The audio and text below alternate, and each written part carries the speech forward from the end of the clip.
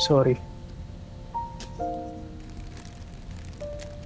I'm sorry dahil naging solusyon ko yung pakikipaghiwalay sa'yo dahil sa mga nangyayari sa atin.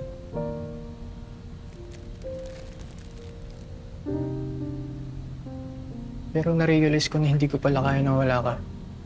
Kaya sana tanggapin mo ulit ako. That's why ulitin ko ang proposal ko sa'yo.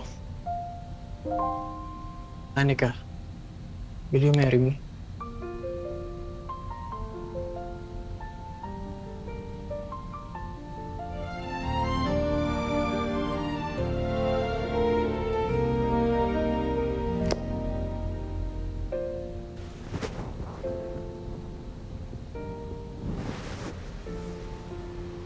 I'm sorry rin. Alam ko naman, ang dami ko rin pagkakamali.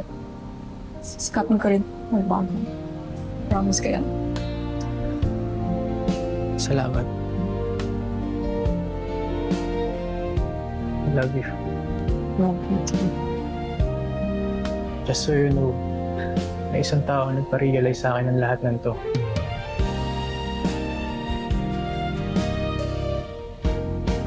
Hi, sis! Ano na? Natapos mo na ba yung mga Natapos ko na gagawin? everything. Wala ka nang iintindihin. Ako pa. Ate? Ba naman?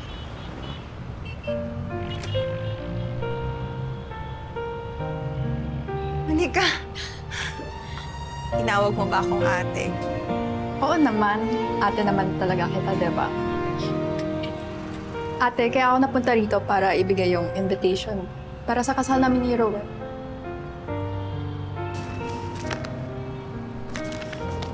Anika.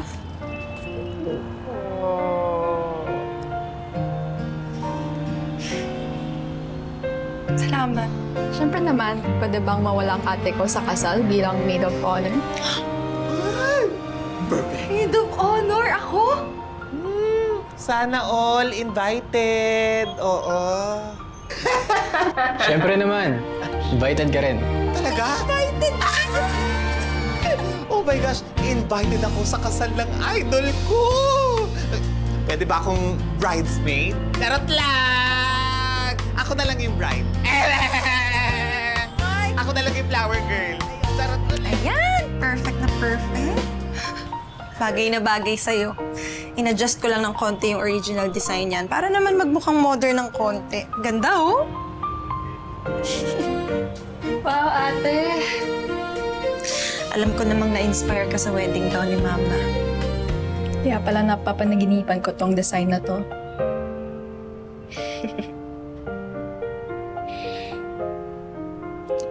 Ito na ang pinakamagandang damit na sinuot ko sa buong buhay ko. Salamat sa iyo. You're welcome, Anika. Thank you din sa'yo dahil tinanggap mo na ako bilang ate mo. Ganda-ganda mo.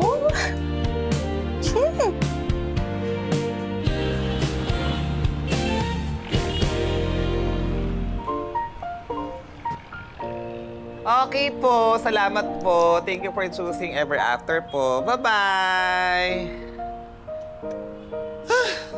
Sis! Nag-triple ang inquiries natin dito sa Ever After simula nung ikasal si Anika at Ruel. Kaya pa ba natin to? Ay naku, Malia, huwag ka nang magreklamo. Blessing nga yan eh. At saka huwag kang mag-alala kasi kukuha naman na ako ng iba pang tauhan dito para di ka na mahirapan. Talaga? At mag-expand tayo. Thank you, sis! Mabuti man kung ganun na, no? Pero biruin mo, muntik nang hindi matuloy ang kasal ni Anika at Ruel. Pero natuloy pa rin.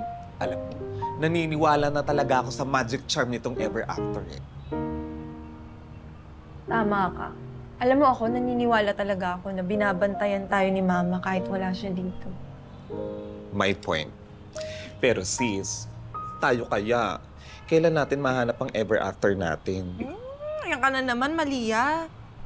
Ako hindi ko na iniisip yan. Basta ako masaya na ako na nakakatulong ako sa kanila na mahanap at makamit yung happily ever after nila. Yung sa akin, dumating, edi dumating. Kung hindi, hindi. Excuse me? Hi, mag-i-inquire sana ako. Ikakasal kasi yung kapatid ko. Naghahanap lang ako ng suit and tie for him. sis. Ay, oo. Oo. Ay, hi. Hi. Sure. Okay, sige. Pag-usapan natin.